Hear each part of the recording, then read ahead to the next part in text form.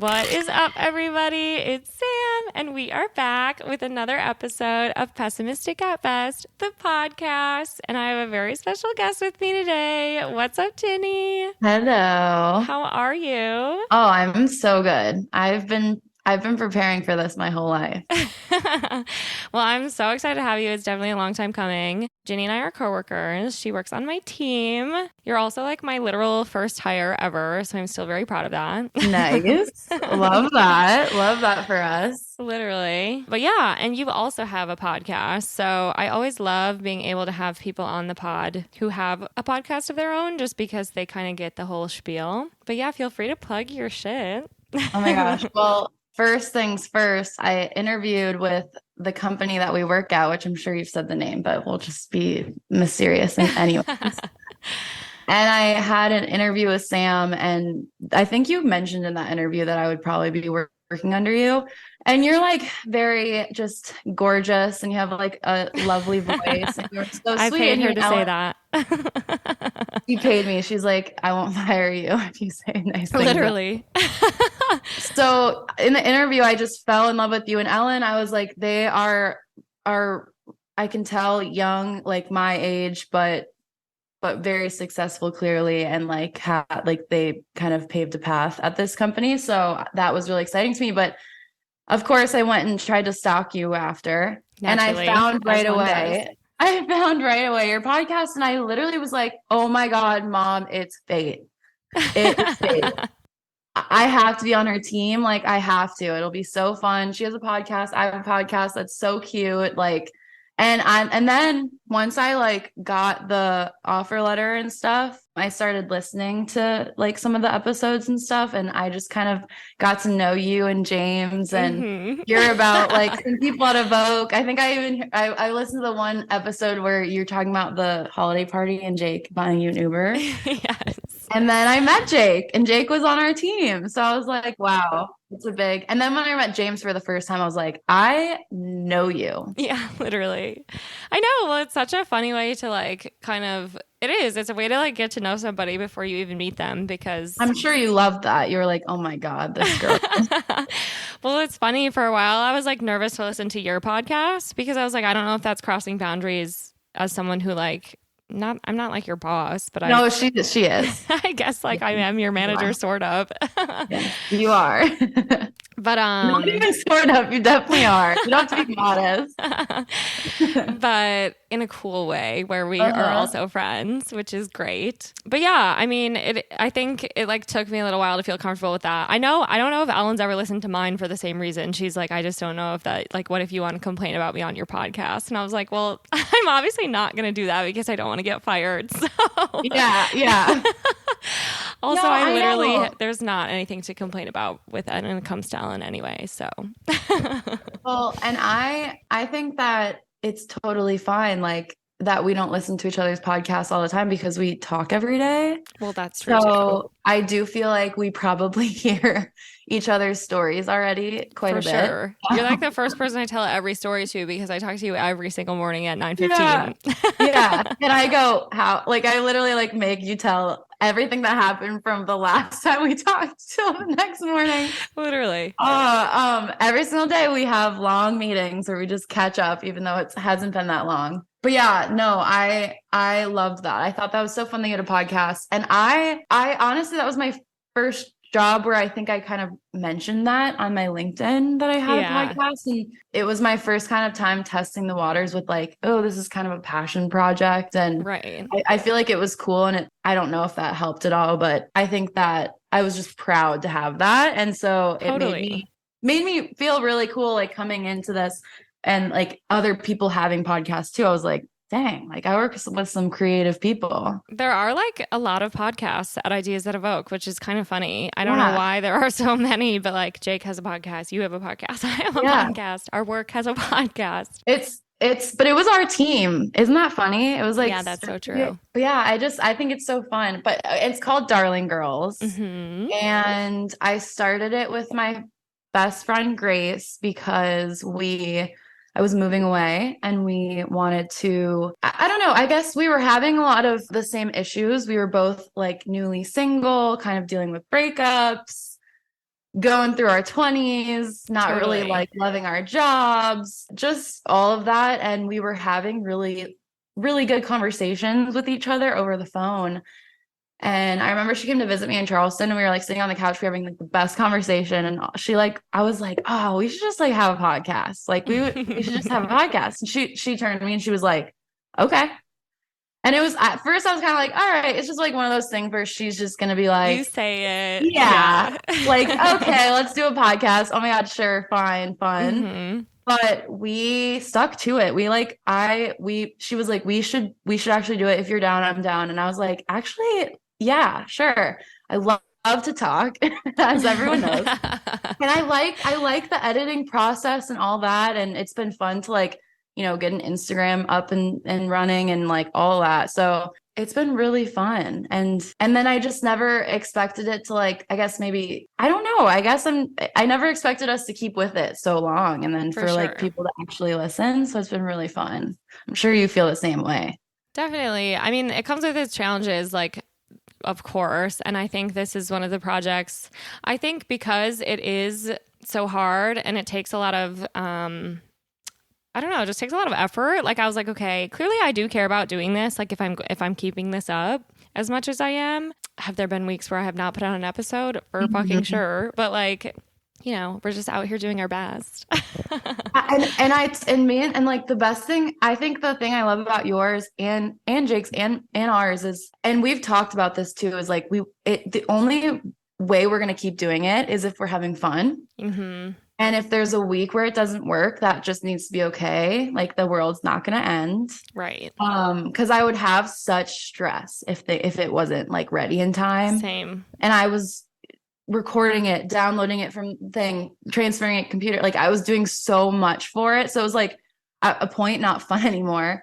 So then this season, me and Grace decided we're going to do bi-weekly now. Yeah. And, it's taking the pressure off a little bit, but totally. I just want it to be so fun because it is so fun and it is such a cool accomplishment that we can say like, oh yeah, like I've had a podcast for a couple of years. Yeah. I was the same way. I felt a lot of pressure to like put content out, which like isn't necessarily a bad thing, but again, yeah, same thing. At a certain point, it wasn't fun and I wasn't like planned out enough in advance. So it just became like tension. And also I'm like forcing James to get on the pod, which I still do now, but he likes it. Love it. Yeah. No, I think that actually worked out perfectly for you though, because he's the perfect little co-host. Also, you are so lucky. Can he be my boyfriend? Can he edit all my podcasts? James, please. James, you hear that? No, I know. I literally couldn't do this without him. I mean, right. I could certainly try, but I don't think it would have the same. I honestly probably wouldn't have because the editing and like all of that would have scared me too much. So major props to you for learning how to do those things because truly I think that would have kept me from even like putting it out there. Yeah, I think it was genuinely like the having the other person relying on it made me have a little pep in my step. I'm also insanely proud of how like I'm insanely proud of how me and Grace have like not ever really gotten into like any arguments about it, that's which huge. Is like really, really awesome because there have been moments where like we're not like maybe thinking of things the same way or we're not agreeing on something and like we're both able to kind of like take a step back and be like, do we actually care about this? Yeah. Okay, no, not really. And then we just like move on. Or like we just don't, if it's an idea that we don't both agree on, we just leave it kind of thing. So that's been another thing where I'm like, that's kind of impressive because could have gone call her daddy. For sure. It could have been that. For sure. Yeah. But I love that James is on your podcast. I think it's so fun. And he is just my living adds co-host. So much little humor. I love it. I love it. I love when you guys, specifically when he watched that one movie without you And like, literally everything everywhere all at once. We're still in a fight over that. Have I seen it yet? No. But am I going to watch it alone? Yes. Oh my God, I love it. I love it. We got to see James and Sam this weekend. I'm kind of bummed. That's my bad. I chose to surprise you. My mom today said, totally unrelated. She was like, surprises are kind of overrated. And I was like, you know what, Mom? You kind of are. And I was No, like, it was surprise Sam. it was fun. It was so sweet. Yeah, Ginny, Allie, and then I mean Ellen lives here, but Ellen, my manager, came to surprise me at James's show last week, which was literally so sweet of you guys. And you and Allie are in Madison, so obviously that was like a trek for you. It was so fun. It was really fun. I knew Jake was coming already, but I had no idea that any of you, and it's funny too, I told Ellen this, but like I thought about inviting her and Marissa, but I was like, they would never want to come to this like dingy, grungy fucking basement show. So I just didn't even bother, which it's so funny because that's like immediately when you showed up at my door, the first panic that went through my head was like, I have to manage expectations because they're probably thinking this is going to be a stage. Like, I don't know. I knew there was going to be a moment of panic for you because having people from work enter any situation, because Jake, let's be honest, doesn't count. Sure. It makes things, it can make, it throws a little wrench in the plans. And obviously too, like you said, like you guys had no idea where it was. Yeah. You had no idea what we were walking into. So like I would personally also have anxiety about that. Yeah. But when I tell you, like, we were very prepared. Like I could tell. We were prepared. We like were ready for the night to take us wherever it might go. To Susan's motherfucking Applehole. A-hole. I told my dad about that, and he literally goes, Ginny, that is the best name of anything I've ever heard in my life. I was like, it really was. It was such a good running bit the whole night. And Truly. that's all. That is like the perfect name. It holds you, keeps you captive. It does. But Daycatcher did so good. We got to hear some unreleased songs, and it was nothing like I'd ever experienced before. But when I tell you, I will never forget that. I will never. Oh, good. That. Also, every night out with you guys is fun. Like that's what because Allie hasn't technically gotten one of those yet. So I was like, when you guys were in Madison, we would do like cocktails out and stuff, but we hadn't gotten to like hang out with you guys in a while. So I was like, that is the perfect time. Let's just go. Yay. Well, it was really fun. I'm definitely so grateful that you guys made the trip and it was a blast. And I'm glad you had fun at the Applehole. Oh my God. I'd love to show you more of Chicago too. So sometime you should actually, like, truly, we'll have to set you up with like a WeWork day where you guys can come work out of here. Yeah, no, we talked about that. We for sure will. Ellen was saying that too. So yeah, Ginny and I are long distance now. Yeah. Ginny moved to Madison, in like June? Yes. Wow, so we've been there like 6 months already. That's crazy. I know, and it was kind of a tease. I got her for like 3 months. And then then I moved. But Madison is home, so I'm definitely going to be back a lot. Although I also feel like it'll be around holidays when you'll probably be off doing something fun as well. Yeah, so, that's okay. Because now we know like how easy it is just to jet over. You always have a place to stay at my house, and parking near me is free, which is probably not true at Jake's house. That's not true at Jake's house. That's incredible to know. Allie, if you're listening. Take notes. No, yeah, we definitely will. Like that was just so much fun. It's so different being with people in person. It just is. So I feel like you guys need that. I feel like everybody that'd be just fun. It would be fun to get to see everybody in that office too. Plus, it would be fun to see where you guys work every day because I have no idea. Yeah, well, the WeWork is underwhelming, I'll be honest, but the actual shared space is fun. Just like the little office that's technically ours is literally like a glass fishbowl box with 6 chairs. Yeah. Okay. Yeah. Okay. So we're not missing much there, but the common space is nice. There's kombucha if you're into that sort of thing. So there's some perks. Kombucha and coffee and yeah. Okay. But not, yeah.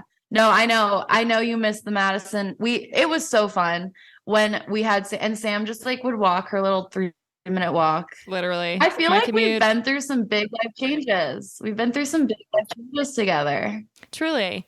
I mean, also, I mean, and I know that this is like a big part of what you talk about on your podcast a lot anyways, just like being in your 20s is like the craziest, weirdest part of life anyway. So it's nice to do it at the same time with other people who you have shared interests with, especially work-wise, because I mean, I spend more time on work, at work, and with my coworkers than like pretty much anything else. Yeah. And that's on capitalism, but literally. So no, it's so true. And I am just like obsessed with the fact. So she is my boss, my manager, whatever. And we're the same age. So it's the best because I'm just like and I've never lived somewhere where I have had a boss. I've never had a boss, to be honest, that has had the same political views as me. It is so nice and so much better for my mental health. It's not even funny. Literally same. Yeah, that was like the worst part about my first job by far. Yeah. So this has totally changed that. And I mean, also just like, yeah, shared values, similar life experiences, just also like cool. That helps. I'm so glad you think that. Yeah, I know. I think you're cool. I wasn't sure about the other. No, I'm just kidding.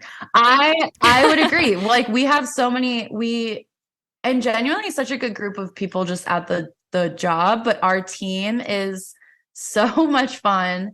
And I love that we can just talk about pop culture till we're blue in the face. Yeah, same. We just like care about the same things and it's fun. So true. We literally, well, especially I love that we're all cat people. Oh my God. Except Callie. She can be an honorary cat. No, but we've got a lot of cat people. I have found my people. That's all I gotta say. Because I've been wandering around for a while. Florida, not it. South Carolina, not it. Tallahassee, not it. Like, no, none of these places were it. And now I'm like, okay, I like it here. It's good. You're a Midwestern girly through and through. Yeah, definitely loving it. And it's first snow of the year, I guess. Literally your first real snow. You've like seen snow, right? But you've never really like lived I've never with snow. Had it on my radar and been like, oh my God, it's gonna snow tonight. You know? So like last night this morning I was up really early because I was very excited. I think that's so funny.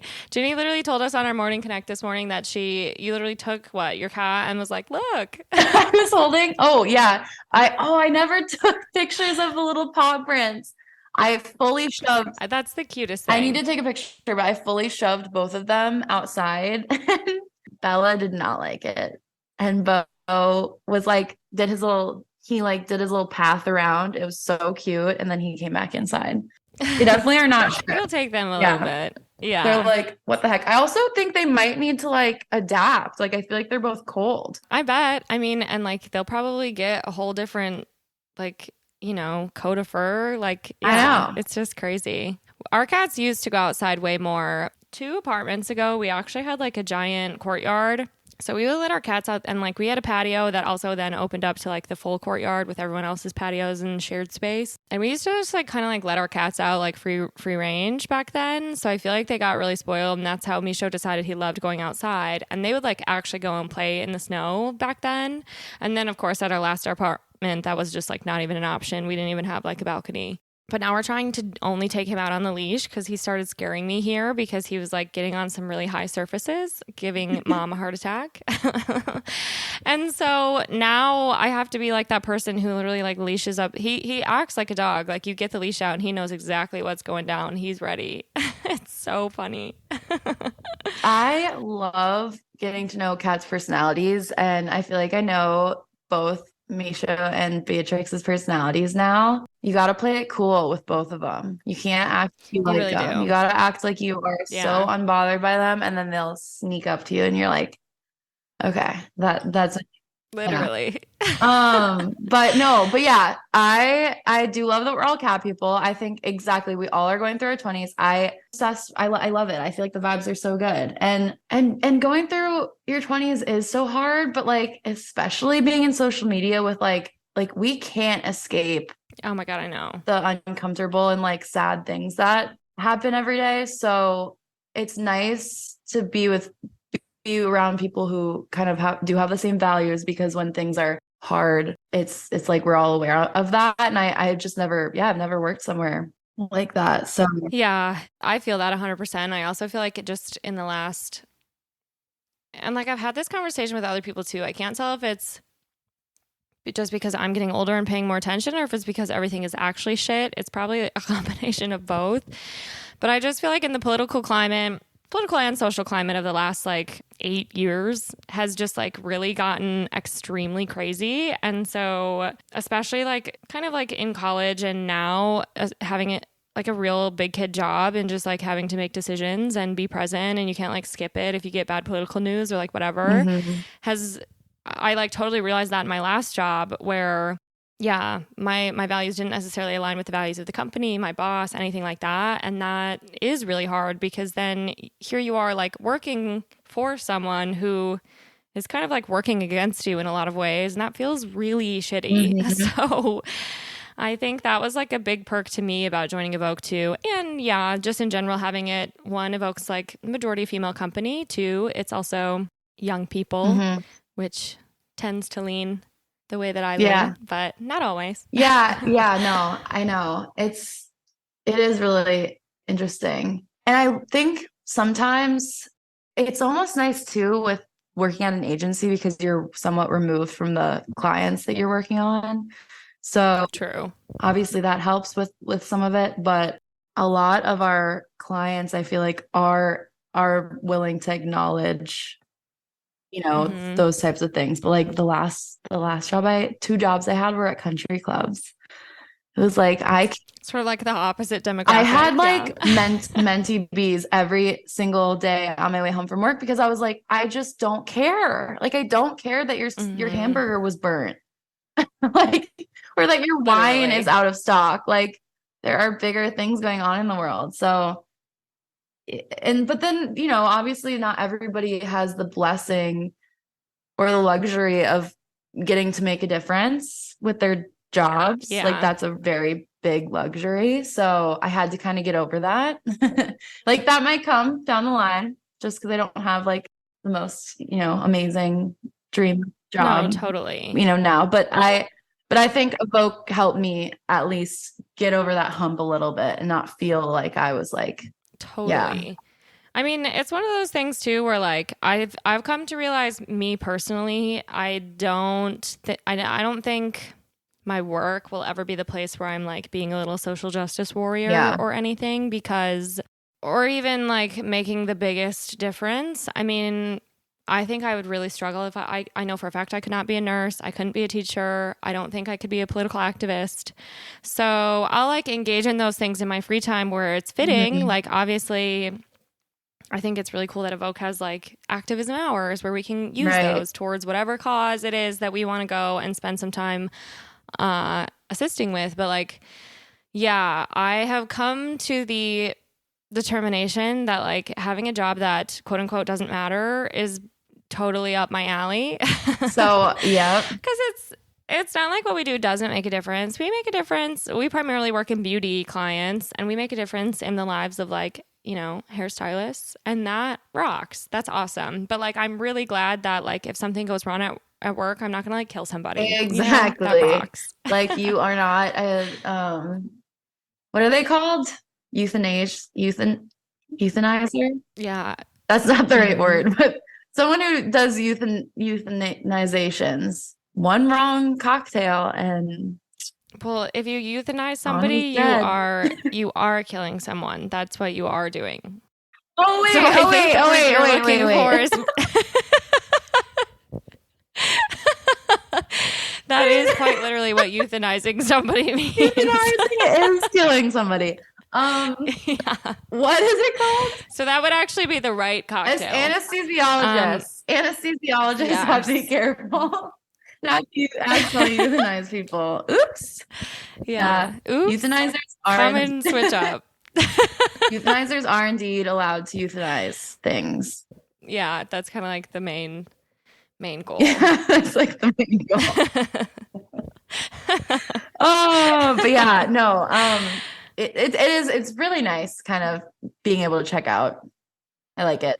Especially in today's day and age, because like if I had to be, I am already strapped to the news, but if I like had to pay attention for my job, I think that would suck. Yeah. No, for sure. I know. Well, I'm also curious like how you're loving Madison. I know it's obviously your first winter, but it's crazy that you've been there for literally 6 months now. I am loving it. Truly. I think so. Growing up in Florida, especially when I was in like high school, I hated it because I was just so hot all the time. I was so Mm-hmm. sweaty all the time. See, I can't even imagine because I was sweaty in literally Yeah. Wisconsin. So, Yeah. Well, I know. And then like don't get me wrong, because I come up here this summer and I'm like, oh, I'm gonna be in Wisconsin, so I'm not gonna be hot. Yeah, wrong. It gets pretty hmm toasty up here as well.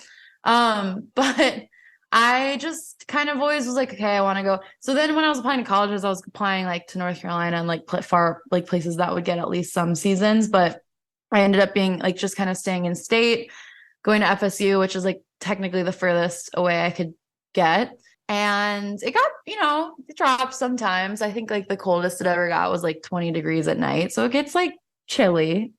It doesn't last.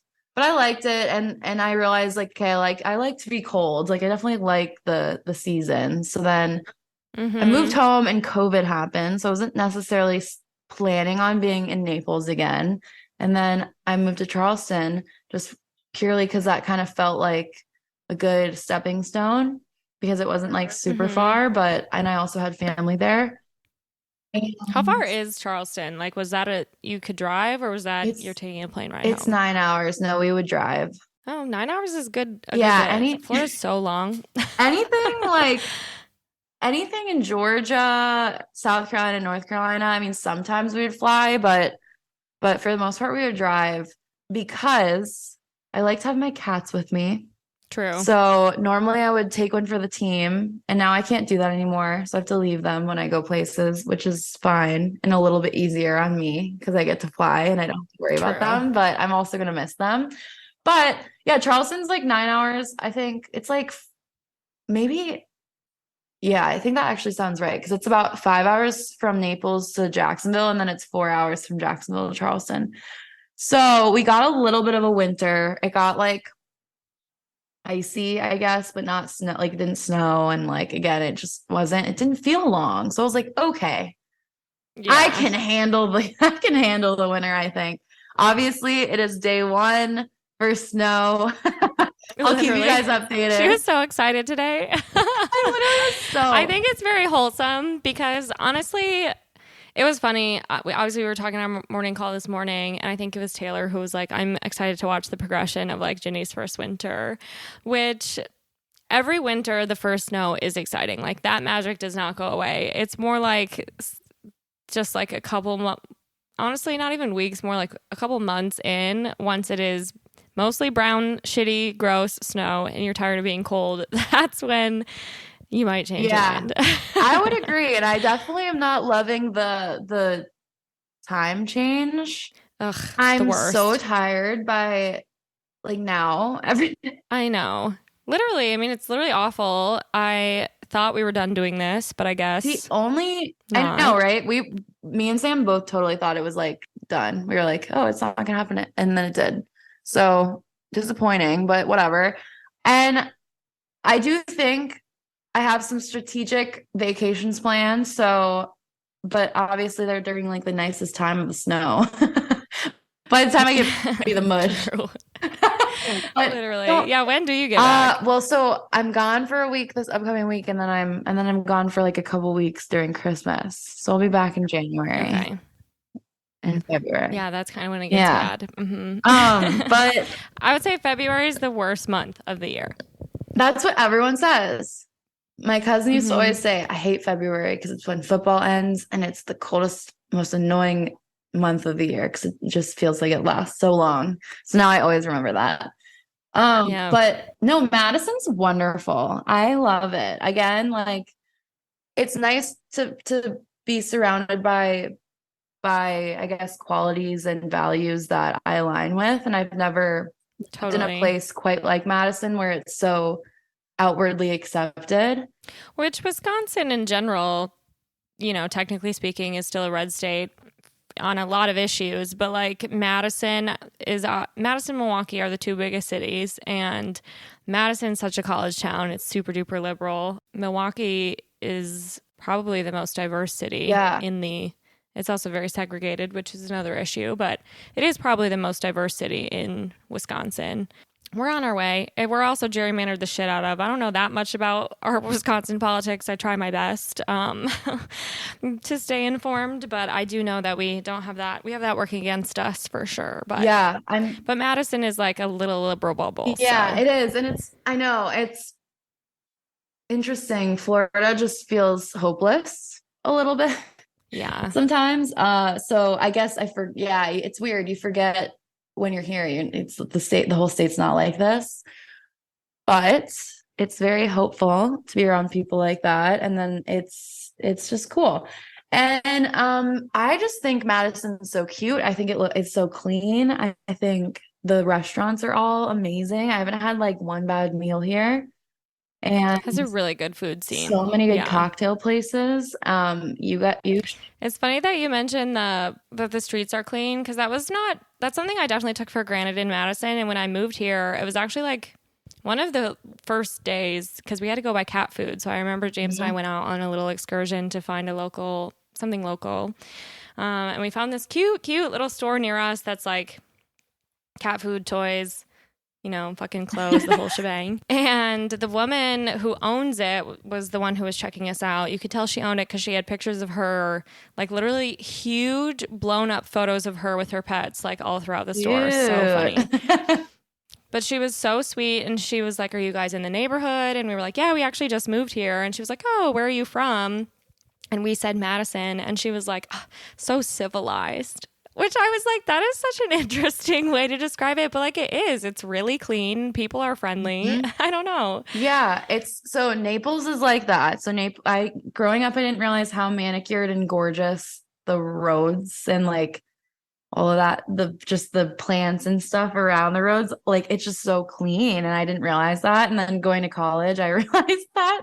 And then Totally. in Charleston, Charleston downtown is so cute, but the infrastructure is just not prepared to hold how many people is like, it's now kind of a hot spot, and it's just not like for the roads, we're not built for that. So after living in Charleston, coming here, I was like, I got that feeling again of like, oh my gosh, like I feel safe when I'm driving. I feel like the roads are just clean and very taken care of. Granted, nothing has caused me more anger than the construction outside of our office this summer. Literally. But oh my God, yeah, that's like a hopeless project. It's looking better. I see the vision now, which it took a while. Well, and they'll have to stop soon. Yeah. I think normally they stop in winter, and then like construction season pretty much starts back up as soon as the snow starts to melt. So. Yeah. Yeah. So there's been such annoying construction by our office, and it's been like a running joke where we're all just like, no one knows how to get in because they switch the entrance every day. So we're like, oh, are we gonna be able to find it today? Oh, nope, we passed it. Okay, gotta do a U-turn. Literally. Okay, it's gonna take another 20 minutes to get to the office. Cool. But no, it's so funny. I definitely like to notice those things, like the cleanliness, the feeling safe, definitely. And then, yeah, I think just everything in Charleston was 20 to 40 minutes away. It was just, I felt like I was constantly in my car. And in Madison, I'm anywhere in 10 minutes, feels like. Which is awesome because you don't even live, you're technically in Fitchburg or at least on the outskirts. Yeah. So, but yeah, Madison is very drivable, which is nice. I haven't driven here at all yet. Not once. I literally haven't. I have James's car key on my keys now, and I'm too scared. I know. Well, it is a little scary. I was happy Allie did it. I think I like I like the idea of public transportation. I wish we all had that option. I wish Chicago's public transportation was better because anytime I want to take public transit, it'll take me an hour to get somewhere. And that kind of sucks. Yeah. Like that's not that convenient. So, which is also, part of that is my fault. I'm in Logan, which is technically also on the outskirts. So like, I usually will just like hang out over here unless I go into the city or something, but. Yeah. So it's really only those days that you commute, or if you guys are like specifically going somewhere, I guess. But yeah, the Ubers were pretty nice. We got like all Tesla Ubers the whole time we were in Chicago. I know, that was weird. Ubers can be decent. I also feel like maybe not that many of them are traveling to Susan's Applehole, so maybe that's why we got decent prices. But I still love that I just love that. That was so good. And you just go so many iconic quotes from the night too. Like it was Literally. just so good. Well, that's like every night out with Grace. There's always something hilarious to say Grace, because she's so you're funny. hilarious. I will go to Susan's Applehole with you anytime. Literally. We should we should do a live podcast, Pessimistic at Best at Susan's Applehole. Literally. Oh my God, that'd be hilarious. So Could funny. you imagine? Or we do like a podcast, like we have a whole set, like we each record one.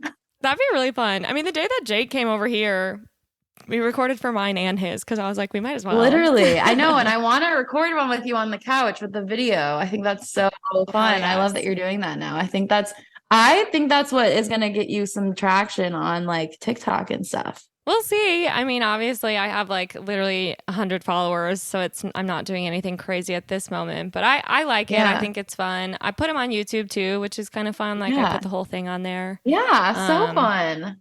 Did you film? Yeah. It's also just like, are you filming it? Like I do it on my phone, and then James just chops it up. So oh my gosh, he's amazing. I know. He literally, I don't even know what program he was using, probably like Premiere or something, but when he made the first one with me and Jake, he like basically put me in a frame. He could save that frame as like where Samantha is sitting, and then he just drops that over different parts in the video where he wants it to be on me. I was like, this is crazy. I've never seen anything like this. Cool. And then the same for Jake. Okay. Yeah. No, he's gonna have to show me how to do some stuff. It's really funny. I'm like on the way home, I go, Allie. Our other coworker's name is Allie, and she has a boyfriend who is very like handy with just like manual labor. So I go, Allie. He's the opposite kind of handy as James. I have two, like they're my like boyfriends once removed. By proxy. Literally. And James, I need for like audio visual tech help. And then Vince is going to build me a bench. Literally, can he come fix my whole house? Because James can hook up his sound system, his TV, whatever he needs. We can do a little tradesies. And I don't have a man to offer their services, but I can offer to be the bartender, and I can get everyone drinks. Perfect. Literally, it's wife swap, but boyfriends. Boyfriend swap, and then we all just stand there doing nothing. We just drink and we provide the entertainment. That is feminism right there. Exactly. I love it. I know. I wanted to ask you something, which I actually think I want to have you on the podcast to like dive deeper into this because I think it's a very interesting topic. But I wanted to ask you, how does it feel being such a young manager with like people on your team that are essentially the same age as you? That's a great question. It's weird. This is like the biggest learning curve I've ever had in my whole life. And I feel imposter syndrome like all day, every day. But, which I mean, that's like a whole nother issue that happens to like everyone our age who is in any kind of role with some responsibility. Yeah. So I try to take that with a grain of salt. But like, yeah, it is crazy. I mean, it's one of those things too where like I'm sure you have literally witnessed it before your eyes. I'm always trying to like find the balance between being someone's manager and being their friend because I care about that and I want to be friends with the people that I work with. And I think that's one of the big perks of working for a company where everyone's awesome and you want to hang out with them. So, but yeah, I mean, that's a great question. It's hard. I like it. It's definitely pushed me in ways that I was not necessarily planning to be pushed at this age, but and I'm lucky because I mean all the people I manage are awesome and I don't have to tell any of you guys to do your job because we're just in it together. Well, so you had your obstacles. But yeah, no, I have, I guess. I think that you're doing a really good job, but I think something that our team does really well, I'm just tooting my own horn, I guess, is like, I guess maybe taking feedback good. I think and so giving too. feedback good. And I feel like we all have a very similar maybe communication style. So we know how we would want it to be delivered to us. So I never ever feel scolded. It's more like directed towards the right answer, which is awesome. And that's good. Yeah, because I do think like genuinely, I mean, I don't think we've ever had like a tense moment I don't at think so all. either. And like that's so not my brand. I'm not a very confrontational person anyways. Yeah. I'd rather just have a conversation. And I think, I mean, I feel lucky for that because I think our team just has super open communication, which is fucking awesome. It's the best. So we're like a little well-oiled machine. Yeah, it's the best. What more could we want? But I mean, same thing for you. You're kind of in your first management experience, probably. I don't know how much of that you did at previous jobs. I know you had like clients and stuff, but no, this is very, very, very like taking me out of my comfort zone as well. Because it is weird. It's interesting being in a company with all, people the same, like similar ages. Because comparison can happen. And it's hard, like you said, and it does imposter syndrome and like all these and on top of that, we're all mostly girls. That's just another layer of just fun. But I don't know, I guess my way of dealing with it has just been like trying really hard not to compare and just enjoying. Easier said than done. It is, but but I mean, right now I'm glad I'm not where you are. I'm glad you're there. I don't want to be there. I need you. I couldn't do it. I literally couldn't. So bravo to you. Like you are in a very, very tough position for our age. So but I feel like, it's nice because I think we all too don't quite let it sit with us all night. I think we're all pretty good at letting it go. So we're not like bringing like resentment or like anger or frustration. So that's been good. But I feel like that's one of those lessons you just have to learn as a working person anyway, because it can be easy to like let work consume you or like totally like, take it home with you. You sit with it, you fester in it, but that's just so never worth it. Because at the end of the day, it's just work. The world will continue to go round, so. Well, I think that pressure, you relieving that pressure by like having that attitude though, has helped a lot more than I think people would even probably realize, because I do truly think that with anyone, not anyone can do what we do, but it's, it's pretty, we can all help each other learn, but it's the attitudes and like the delivery and the willingness to like learn and try new things and stuff. But it's been cool, like having the responsibility of having to like kind of manage people feels not real. Like I know feels not real. Literally, it feels but fake. It's kind of it's really awesome because I already feel like I already kind of am taking mental notes of, okay, want to do this when I'm a manager. Okay, don't want to do this when I'm a manager. And totally, hopefully, like we're just kick-ass managers for the rest of our lives. Yeah, that's the goal. Right. Yeah. Definitely. I think my biggest goal in life is to have a position where that's like something that I think that is something that I like to do. So it's been fun getting to have that opportunity here because I think that was missing elsewhere when I was at my other jobs. I never had that before. So it's really cool. Well, and I think it's unique for people our age for sure. Like I don't think that many people in our age group are necessarily in management experiences, which is not necessarily true. I mean, I guess when you look at like if a general manager is probably going to be like potentially around our age or something, of like a restaurant, a store, anything like that. But I guess it just depends. It's really industry specific. And so it's been a unique experience. It's also, I think prior to this, I don't think it was on my radar as something that I would enjoy or want to do. Cause like in general, I think I'm a solo worker. I like to work on things alone, but that doesn't necessarily mean that like I don't want a team. Like I used to hate team projects in like college, you know what I'm saying? And I was like, I would never want to have to like delegate work to anybody on a team or anything like that. I'm kind of the same way. Like it's weird whenever I have to like do something with someone, I'm like, ugh, I don't really want to. I love doing it on my own. Maybe that's another reason why we all get along good. Because I'm the same way. I love having I love having people there to like bounce questions off of or ask things, Same. but I ultimately want support. being able to like kind of crawl back into your little hole and like work on it on your own is so nice. Yeah. So yeah, it's interesting because then I just was like, so I don't think I would want to be a manager. And also when I first started this job, seeing kind of like the position that Ellen, my manager, was in, I was like, that's crazy. I don't think I want to be doing that at all. But I've kind of like figured out my own version of being a manager, and it's working out so far. I mean, I have my days for sure where I'm like, what the hell am I doing? And who allowed me to be in this position?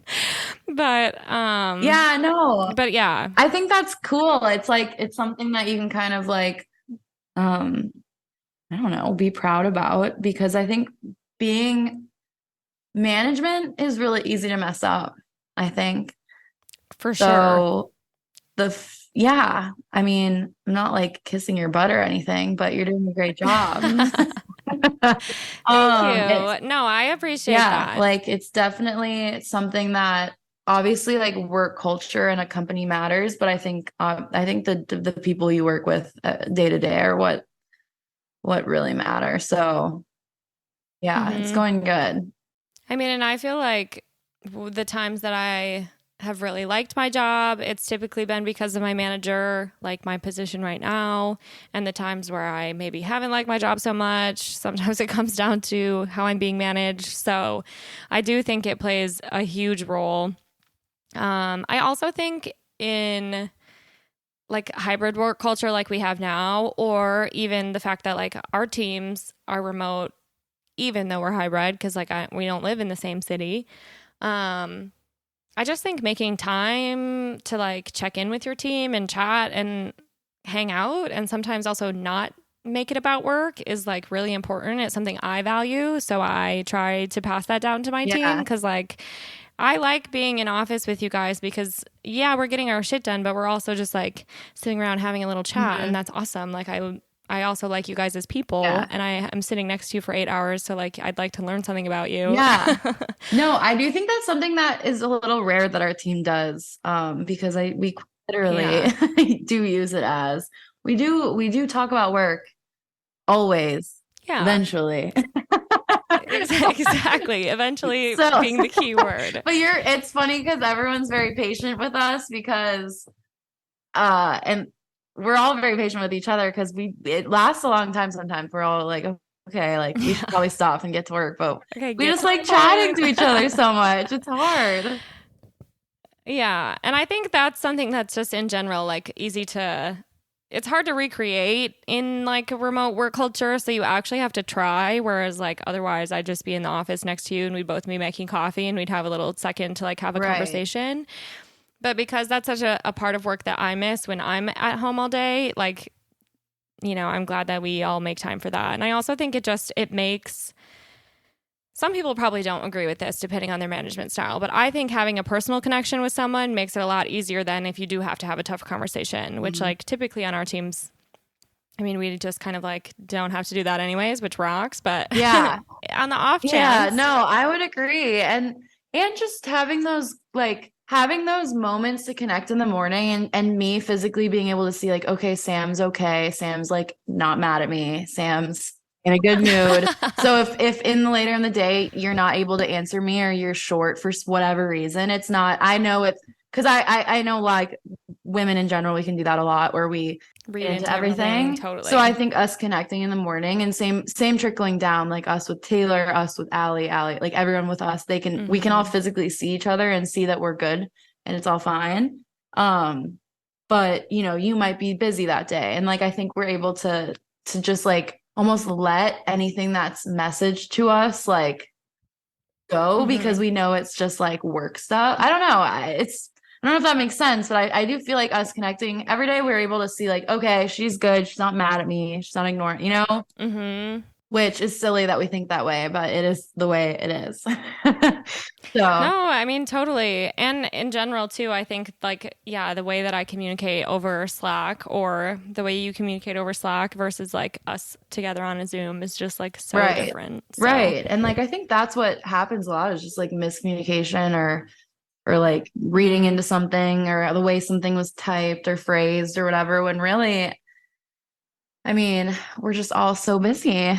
We've got lots of things going Literally. on. We've all got a lot of Slacks happening and messages. So, yeah, I definitely think I'm gonna have to you on. We'll deep dive I would into love it because to. I love thinking about these types of things. I think it's super interesting, and I do think that is, I mean, obviously, like all the things at our job that we get to do are cool, but I would say like the culture leadership part is what really interests me, especially at a company with such young people, because I think Hmm. it's a really cool opportunity for all of us.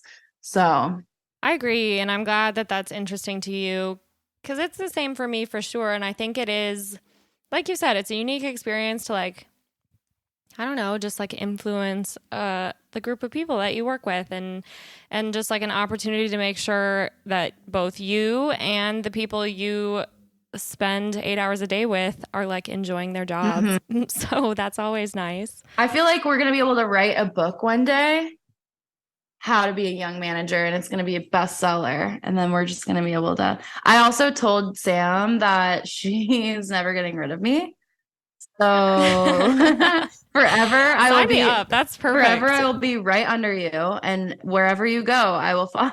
That is the biggest compliment a manager could literally ever receive. So So you just keep swimming, and I'm just gonna be in your wake, like not doing any of the real hard work, but just reaping all the stop. benefits. I literally couldn't do my job without you. So you're being modest. I also I was telling some of the other girls, some of the younger girls at the office too. I was like, it's very cool because I've only had 3 jobs and I've already made so many connections.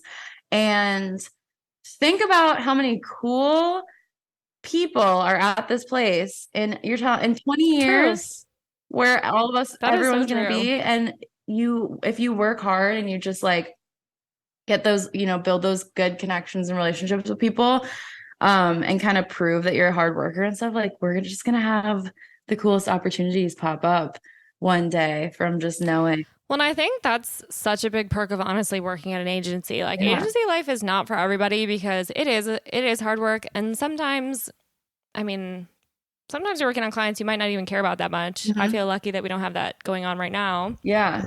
But who knows? Who knows who's next down the pipeline? You know what I'm saying? So it's also an opportunity to really work on every angle Mhm. of your client's business and try all types of different strategies based on what their goals are, things that you might not normally do yourself. Like I think about a lot of the kind of different strategies that we use, and I'm like, this doesn't, I wouldn't do this on like, my brand that I'm trying to grow through my podcast or something like that. But in this situation, it is probably what makes the most sense for XYZ goals.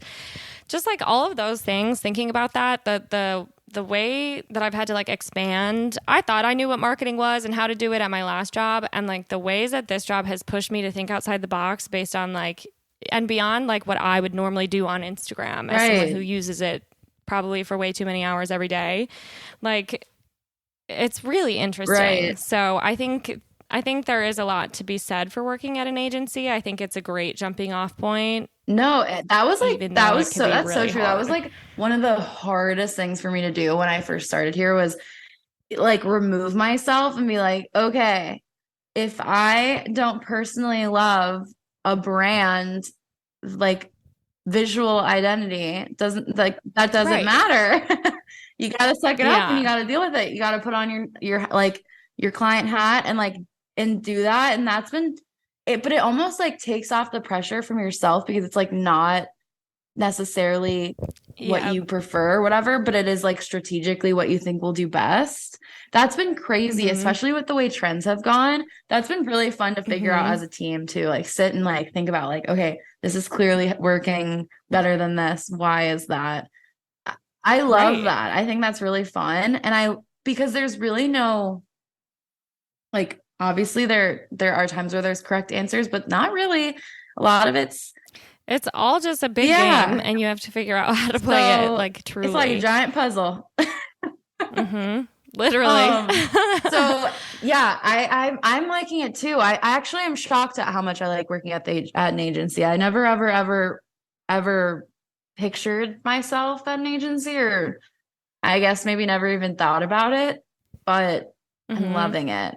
It's fast paced and it is, lots, which is a blessing and a curse. Yeah. Like, but it keeps you on your toes.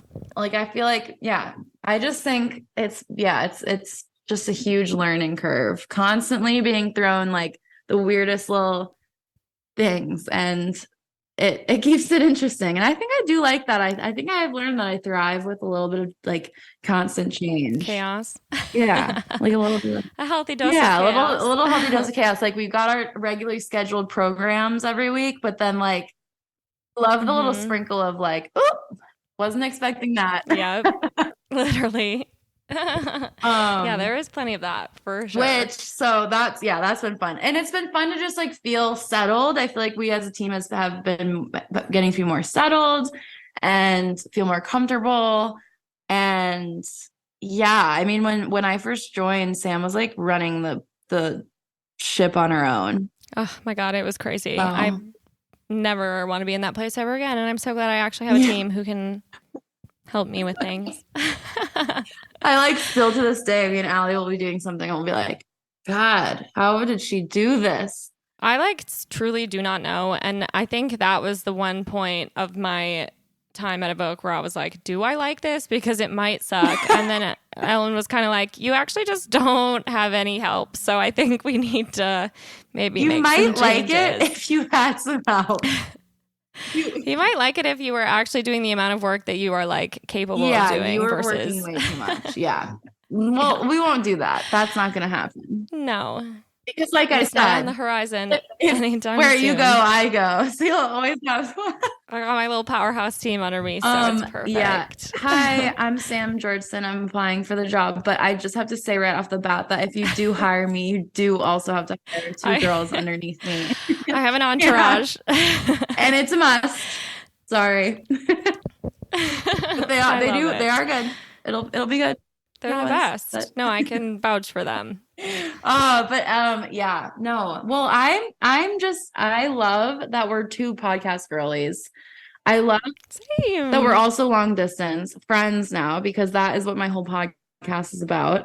And truly, I think that this is just the best little job ever.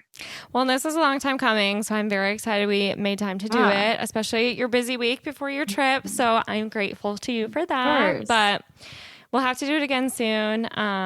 It was just so sweet chatting with you. I'd love to come on yours, so we'll have to make that happen. Yes. I'll obviously drop all of your links in the show notes so that everyone can check out Darling Girls. Streaming on all podcast platforms. Check us out. And we will have Sam on super soon. So I know y'all are huge Sam Georgeson fans, and James. I mean, let's be real. So you can come over. Maybe we'll have James on too. Maybe I'll have just James on. Maybe I'll have a separate episode of you and a separate episode of Daycatcher. He would love that. Yeah. And then I'll like somehow like I'll like blackmail him into like making me a cool little theme song or something. Yes. It is fun when it's like handmade. He made actually quite a few for me, and it took us a while to narrow it down to something I liked, because how do you describe the vibe of your podcast? Like, I don't fucking know. So just I genuinely might need him to, I don't know, because we just literally used a stock one. I mean, that's what I would have done if I didn't have him, for sure. But we'll making use of your resources. I need a James. So good thing I know one now. I've got a connection. Literally. But yes, thank you for having me on. And I love that when we hang up here, we're just gonna get to talk to each other in like not that long. I'm gonna close my eyes and then wake up and immediately talk to you again. It's the best. I'm gonna be in the same sweatshirt looking like this. I am gonna shower tonight, so I'll probably be in a different, but this was my outfit yesterday.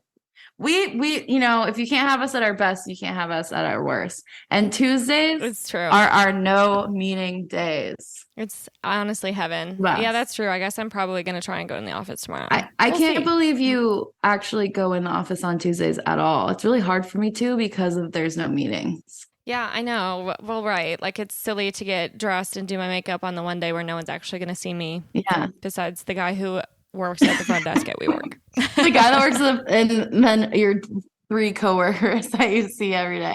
Truly. Who don't even look at me. I swear to God, everyone's glued to their screens. I could go the whole day without like making eye contact with anybody who works in the office.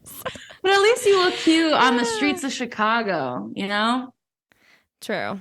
Which honestly, that is fun. Yeah. I feel like a little city Yeah. girl. That's the one good thing about my commute. Yeah. Is it an hour? For sure. Does that suck? Absolutely. But when I'm walking over the river in my cute little fit that I got dressed in, I'm like, you're right. I'm a motherfucking city girl in my thrifted fit. And Sam has the best fits too. And they're all just like one of a kind because they're thrifted. So you can't copy them. That's the best part about thrifting. Highly recommend. But yeah, be prepared. We're going to be coming over a lot more. Heck yeah. And you offered your couch. So no takes back. I've got an abundance of places. You really to did. sleep, I like almost curled up on.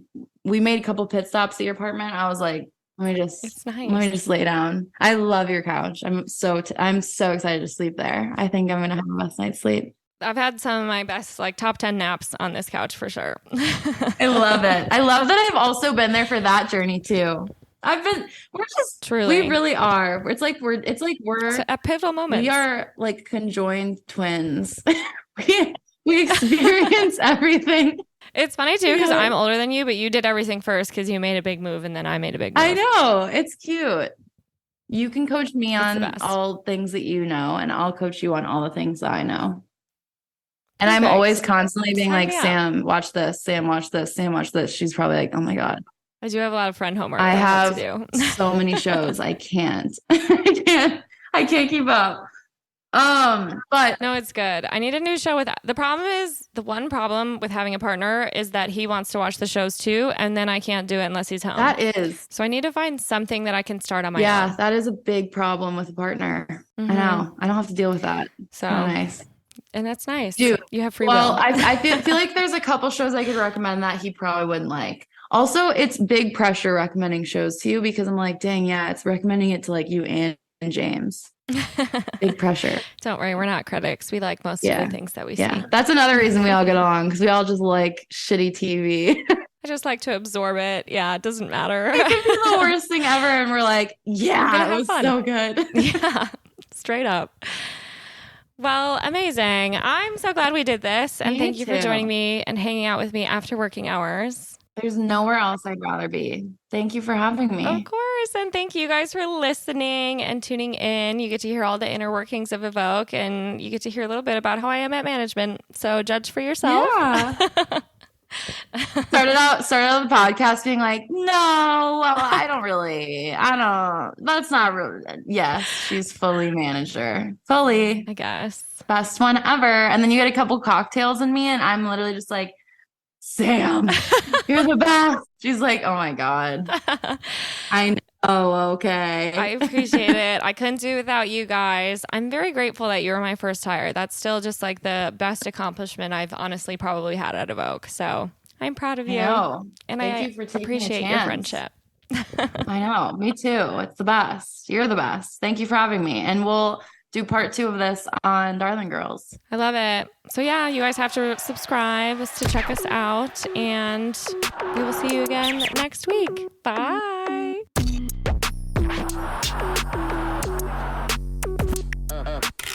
Another cathartic convo in the books. I feel better. How about you? Thank you so much for listening. Now I just want to jump on here and say, don't forget to follow and or subscribe to the pod on your favorite streaming platform for new episodes every single week, because I know you can't get enough of me. Additionally, if you want to gain access to exclusive episodes and behind the scenes bloopers and lots of other goodies, join our Patreon and support the pod with your hard-earned American dollars. You can find the link in our show notes, or you can also visit us at patreon.com/pessimistic@best. And of course, don't forget to follow us on Instagram at pessimistic@best. And if you're as obsessed with me as I am with you, you can find me at Sam Georgeson on all platforms. And last but not least, I'd like to give a special shout out to my podcast editor and producer,